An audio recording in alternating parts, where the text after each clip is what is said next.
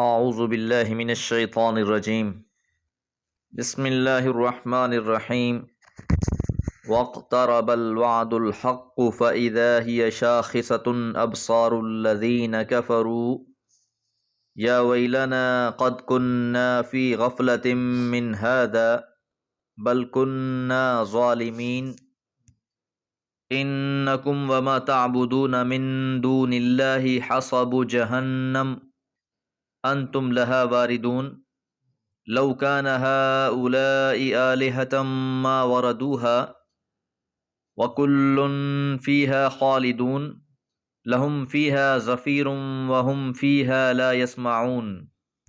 سورۃ الانبیاء آیات 97 سے 100 تک۔ اور اقترب الوعد الحق، قریب آ چکا ہے سچا وعدہ۔ سچے وعدے سے مراد یہاں قیامت ہے کہ جو قیامت کا وعدہ کیا گیا ہے وہ تو سچا ہے اور اس کا وقت قریب آ چکا ہے۔ انسان اس قیامت کو بہت دور سمجھ رہا ہے، پر حقیقت میں وہ دور نہیں ہے، وہ وقت بہت قریب آ چکا ہے۔ سورہ معارج میں اللہ فرماتے ہیں انہم یرونہ بعیدا، وہ تو اسے دور خیال کر رہے ہیں، ونراہ قریبا، اور ہم اسے قریب دیکھ رہے ہیں۔ انسان ہر چیز کو اپنے چھوٹے پیمانوں سے ناپتا ہے، اس وجہ سے اسے قیامت بہت دور معلوم ہوتی ہے، حالانکہ اگر اللہ تعالیٰ کے دنوں کے اعتبار سے دیکھا جائے تو وہ بہت قریب ہے، سر پہ کھڑی ہے۔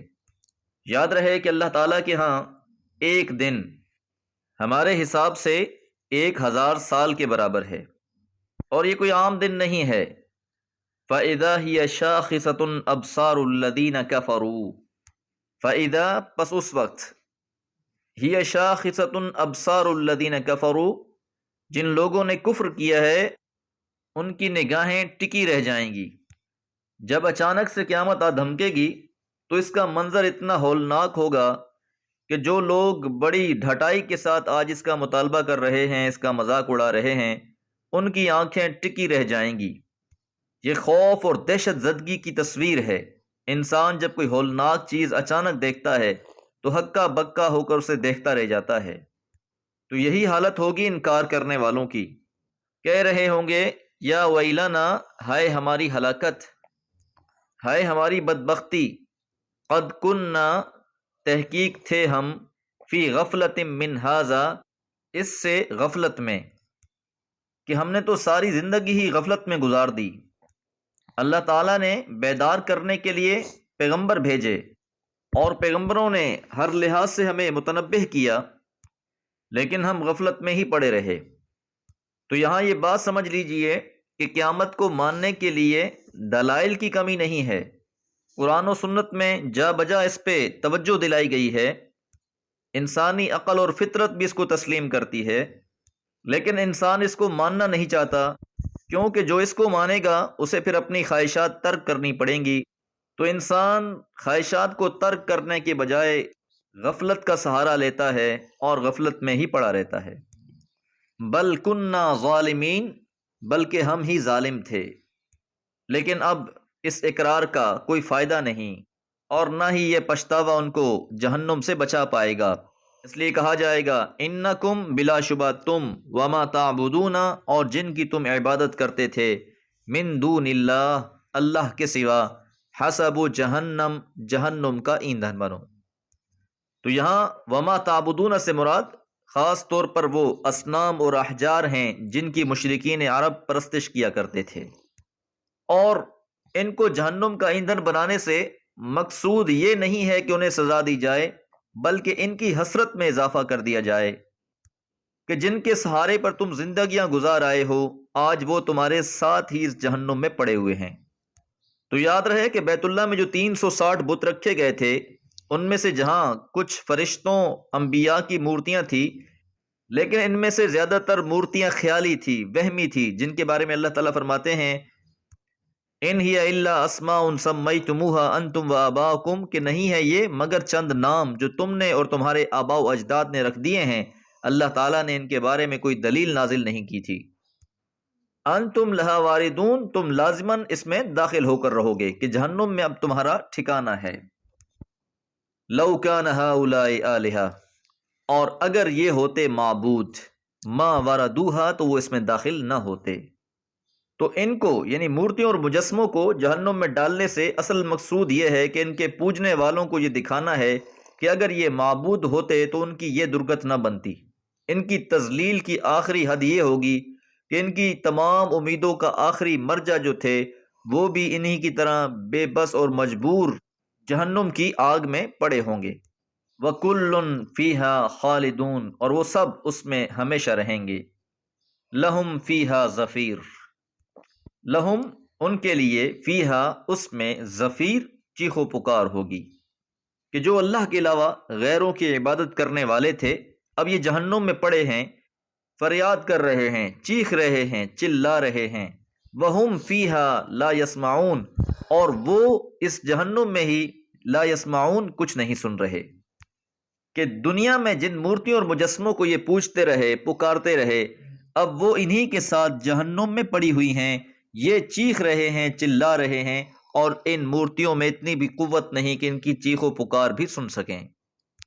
جس انسان نے بھی اس نقطے کو سمجھ لیا کہ عبادت مخلوق کی نہیں بلکہ مخلوق کے رب کی کرنی ہے، وہ انسان فلاح پا جائے گا۔ اور جو انسان بھی اللہ کو چھوڑ کر اس کی مخلوق کا محتاج بن گیا، اسی کی پرستش کرتا رہا، تو یقیناً پھر یہ بہت بڑے خسارے کا سودا کر گیا ہے۔ دعا ہے اللہ تعالی ہمیں خالص اپنی بندگی کی توفیق عطا فرمائے اور اپنی ہی رضا کے لیے عمل کی توفیق دیے رکھے۔ وما علیہ الا البلاغ۔ اعوذ باللہ من الشیطان الرجیم، بسم اللہ الرحمن الرحیم۔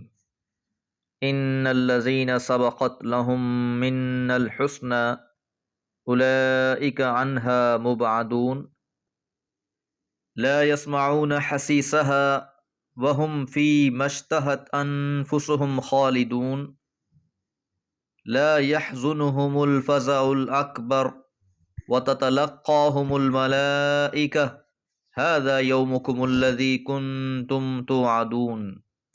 سورۃ الانبیاء آیات 101 سے 103۔ پچھلی آیات مبارکہ میں ہم نے جہنمیوں کے بارے میں جانا، جہنم میں ان کا کیا حال ہوگا اور ان کے جانے کے اسباب کیا ہیں وہ بھی بیان کر دیے گئے تھے۔ اب اس آیت مبارکہ سے اللہ تعالیٰ اہل جنت کا تذکرہ فرما رہے ہیں۔ ان الذین، بلا شبہ ایسے لوگ، سبقت لہم، سبقت کر گیا ہے ان کے واسطے، من الحسنى، ہماری طرف سے اچھا وعدہ۔ حسنہ کا موصوف یا محذوف ہے، مطلب یہ ہے کہ جن کے لیے اچھے انجام کا وعدہ ہماری طرف سے پہلے ہی ہو چکا ہے۔ اولئک، وہی لوگ، عنہا، اس جہنم سے، مبعدون، دور رکھے جائیں گے۔ کیونکہ پچھلی آیت مبارکہ میں اہل جہنم کا تذکرہ ہوا، اب اہل جنت کے بارے میں اللہ فرما رہے ہیں کہ ایسے لوگوں کو جہنم سے دور رکھا جائے گا۔ ان لوگوں کے ساتھ اچھے انجام کا وعدہ ہو چکا ہے۔ یہ وعدہ آیت نمبر 94 میں بھی ہم نے پڑھا کہ ایسے لوگ جو ایمان پر قائم رہتے ہیں، عمل صالح کرتے ہیں، اللہ تعالیٰ ان کی کوششوں کی ناقدری نہیں کریں گے، بلکہ ان کے لیے ایک ایک عمل کو وہ نوٹ کیے ہوئے ہے، اور ان لوگوں کو اس کا بھرپور صلہ ملے گا۔ لا یسمعون، یہ نہیں سنیں گے، حسیسہا، اس جہنم کی آہٹ کو، یعنی ان لوگوں کو جہنم سے اتنا دور رکھا جائے گا کہ یہ جہنم کی آہٹ بھی نہیں سنیں گے۔ اور جب یہ جنت میں جائیں گے، وَهُمْ فِي مَشْتَهَتْ أَنفُسُهُمْ، تو وہ اپنے من بھائے عیش میں ہوں گے، خالدون، اور ہمیشہ رہنے والے ہوں گے۔ اب اہل جنت کے بارے میں فرمایا کہ جب جنت میں جانے کے بعد ان کا جو جی چاہے گا ان کو حاصل ہو جائے گا۔ انسان ایک ذی ارادہ اور اختیار والی ہستی ہے، اس وجہ سے بڑے بڑے عیش کو بھی وہ اپنی شرائط پر ہی پسند کرتا ہے۔ اس کی اس فطرت کے تقاضے کی رعایت کرتے ہوئے اللہ تعالیٰ نے اپنے با ایمان بندوں کے لیے جنت بھی ایسی بنائی ہے کہ جس میں وہ اپنی پسند کے مطابق جس طرح کا تنوع چاہیں گے، تبدیلی چاہیں گے، تو سب کچھ ان کی چاہت کے مطابق ہوتا جائے گا۔ ان کی خواہشات میں ایک ادنا سی رکاوٹ بھی نہیں ہوگی۔ لا يحزنهم الفزع الاکبر، لا يحزنهم نہیں غم میں ڈالے گی انہیں، الفزع الاکبر بڑے دن کی گھبراہٹ۔ فزع الاکبر سے مراد وہ عظیم ہلچل اور گھبراہٹ ہے جو دوسری بار سور پھونکے جانے کے بعد پوری کائنات میں برپا ہوگی، جس کی ہولناک تصویریں جگہ جگہ پر قرآن مجید نے بیان کی ہیں، اور خاص طور پر قرآن مجید کی جو آخری صورتیں ہیں اس میں تو ان کو انتہائی واضح طور پر بیان کیا گیا ہے۔ جس طرح ہم نے اسی سورہ انبیاء میں بھی آیت نمبر 97 میں پڑھا تھا فَإِذَا هِيَ شَاخِصَةٌ أَبْصَارُ الَّذِينَ كَفَرُوا، کہ ان لوگوں کی آنکھیں جنہوں نے کفر کیا ہے پھٹی کی پھٹی رہ جائیں گی، ٹکی رہ جائیں گی۔ تو ایسا دن جو بہت ہی غم کا دن ہوگا، بہت ہی ہولناکیوں کا دن ہوگا، اللہ تعالیٰ اپنے مومن بندوں کو اس دن بھی اس گھبراہٹ سے محفوظ رکھیں گے۔